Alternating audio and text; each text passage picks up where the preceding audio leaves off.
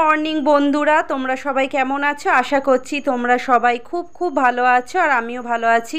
The পূজা অফিসিয়ালে সবাইকে স্বাগত আর অনেক অনেক ভালোবাসা দিয়ে আজকে ব্লগটা সকালবেলা থেকেই শুরু করে দিলাম।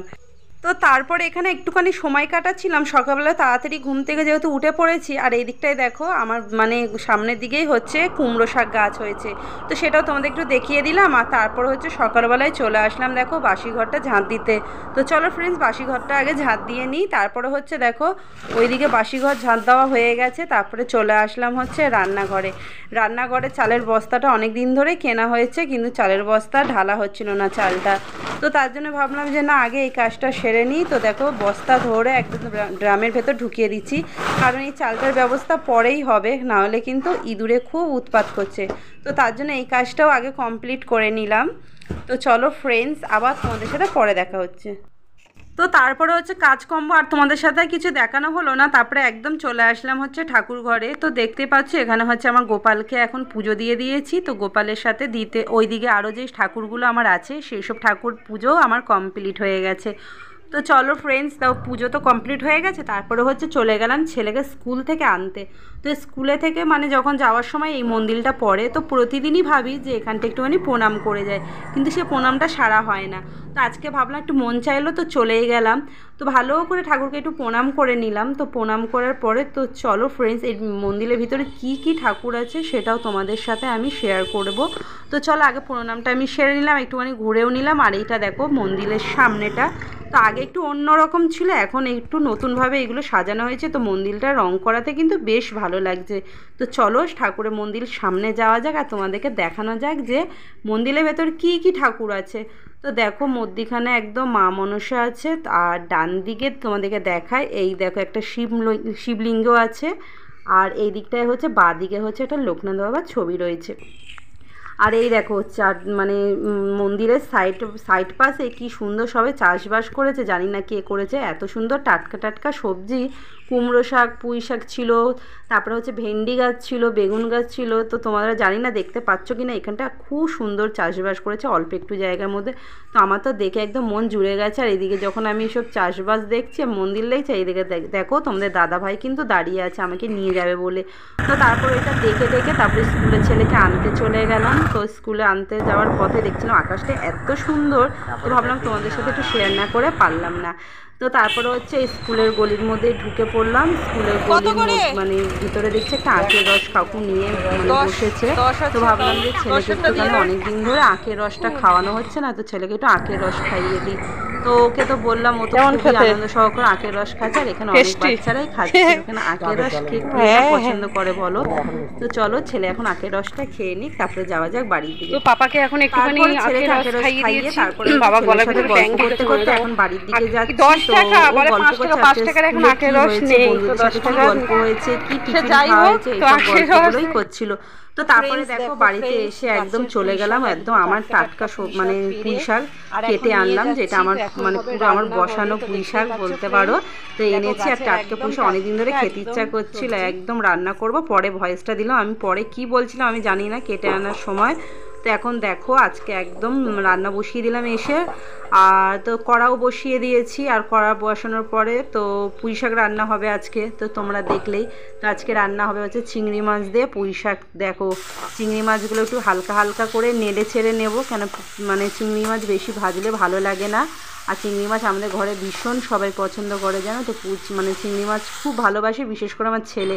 তো এখানে দেখতে পাচ্ছ, আর এখানে পুঁই শাক রান্নাটা কিন্তু হাফ কমপ্লিট হয়েই এসেছে, আর একটু হবে, হলে পরে নামিয়ে দেবো। আর পুঁই শাকটা সত্যি বলতে খুবই সুন্দর লাগে, পুঁই শাক চিংড়ি মাছ খেতে খুবই আমার ফেভারিট একটা তরকারি বলতে পারো, দারুণ লাগে আমার খেতে। তো চলো ফ্রেন্ডস, এই দেখো খেতে বসে পড়েছি, কলমি শাক ভাজা, আর হচ্ছে দেখো ডিমের ঝোল একদম লাল লাল, আর হচ্ছে পুঁই শাক চিংড়ি। আর এখানে হচ্ছে ছেলের জন্য খিচুড়ি কিন্তু আমার ছেলের কখনো বার সময় কিচ্ছু থাকে না, আমার ছেলে যখন মন চায় তখনই ও খিচুড়ি খায়। তো দেখতে পাচ্ছ খিচুড়িটা যেহেতু ভালো খায় বলে ওকে খিচুড়িটা মাঝে মধ্যেই করে দিই, খিচুড়ি। আর হচ্ছে দেখো পাঁপড় ভাজা আর গোল গোল করে আলু ভাজা।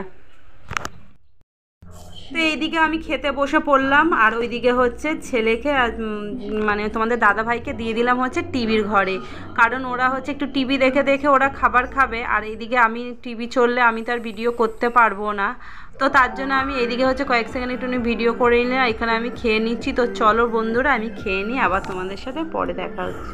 এই আমাদের খাওয়া দাওয়া সববার কমপ্লিট হয়ে গেছে আর এখন হচ্ছে তো ছেলের হচ্ছে ড্রয়িং ক্লাসে এখন যাবে। তো আন্টিকে ফোন করেছিলাম, আন্টি আসেনি। তো এই সামনেই একটা বাড়িতে করায় সবাইকে, তো আন্টিকে ফোন করেছে। আন্টি বললো যে 3:30টার সময় মানে ফোন করলে পরে তুমি ওকে পাঠাবে। তো তার জন্য অপেক্ষা করছে। আর ছেলে চলে গেলে পরে খাওয়া দাওয়া হয়ে গেছে, ছেলে চলে গেলে পরে একটু ঘুমাবো।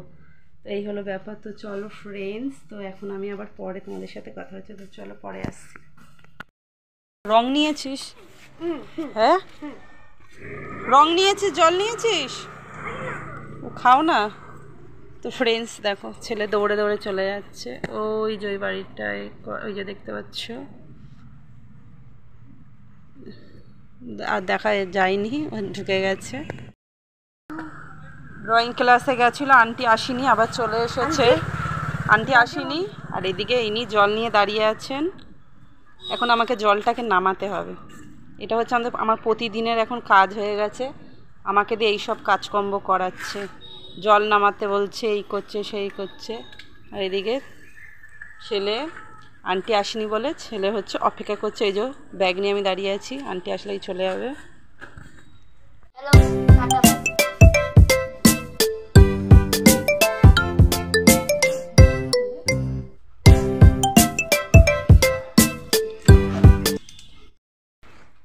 তুমি আইসক্রিম খাবে?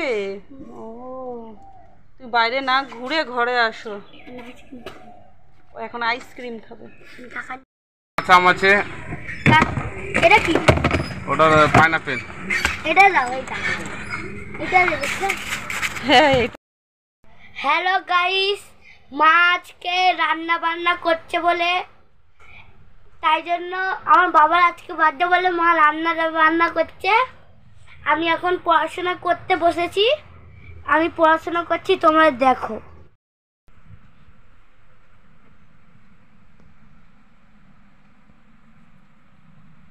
এখানে আমার দাদু বসে আছে। হ্যালো, কি বলবো? যা বলবে বলো, মনের কথা। মনের কথা কিছু নেই, যাও তুমি ওদিকে গিয়ে ব্লক করো, যাও। এবার আমার কাকাকে দেখো, দেখো করছে, দেখো কাকা তাই বসে আছে, উনি বসে আছে। হ্যালো গাইস, এই আমার মা এখন হ্যালো করছিল এরকম ভাবে। আচ্ছা পাপা ব্লগ করছে? হ্যাঁ, দেখি বাবা আসছে নাকি। দোকান আসছে না গাইস, বাবা এখন আসছে না।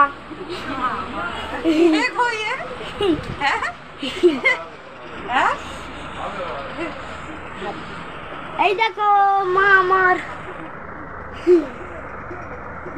ও একটা কথা, তোমাদের জিভের থেকে জল চলে আসবে। আমার বাবা এখন ফুচকা এনেছে, বুঝলে? খাওয়ার সময় এখন খাবো। হ্যাঁ, বাবা আসলে পরে ফুচকা খাওয়া হবে, তাই তো? আর আজকে আমি ব্যস্ত বলে আমার ছেলে হচ্ছে ব্লগটা করছে। মা বলেছে। হ্যাঁ, আজকে ছেলে করছে আর আমি ওইদিকে রান্না করছি। তো বন্ধুরা, এইটা হচ্ছে কাল রাতে 12টার সময়ের ভিডিও, একটুখানি তুলে রেখেছিলাম। তো ওর বাবার বার্থডে বলে, পাপার বাবার বার্থডে বলে দেখো পাপা একদম কেক নিয়ে বাবার জন্য চলে এসেছে। আর কেকের ওপরে দিয়ে দিয়েছে চকলেট সিরাপটা। তো দেখো এখানটায় হচ্ছে ওর বাবাকে কেক কাটিং করাচ্ছে, আর ওর বাবার জন্য ও আবার একটা চকলেটও কিনে এনেছে সন্ধ্যাবেলায় গিয়ে। আর দেখো ওর বাবার জন্য ও কী গিফট বানিয়েছে। তো দেখো এখানটায় হচ্ছে ওর বাবাকে গিফট করেছে হচ্ছে এরকম এঁকে একটা ড্রয়িং করেছে। ওর বাবা তো খুব খুশি হয়েছিল।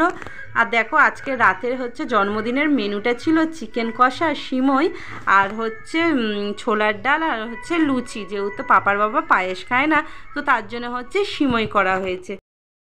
তো বন্ধুরা একদম চলে আসলাম একদম ভিডিওটা একদম শেষ করতে। আর এখন দেখো বন্ধুরা রাত 12টা বাজে, আর এখানে হচ্ছে দেখো ছেলে হচ্ছে খাওয়া দাওয়া করে ঘুমিয়েও পড়েছে।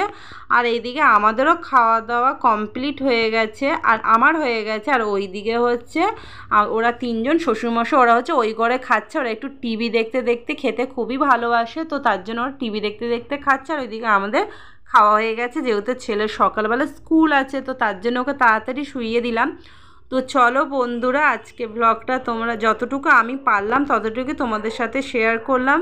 তো ফ্রেন্ডস, আজকে ব্লগটা তোমাদের কেমন লাগিয়েছে অতি অবশ্যই জানিও। আজকে ব্লগটা তোমাদের ভালো লাগলে একটা লাইক করে দিয়ে, একটা কমেন্ট করে দিয়ে, আর চ্যানেলটিকে কিন্তু সাবস্ক্রাইব করে দেবে, দ্য পূজা অফিসিয়াল।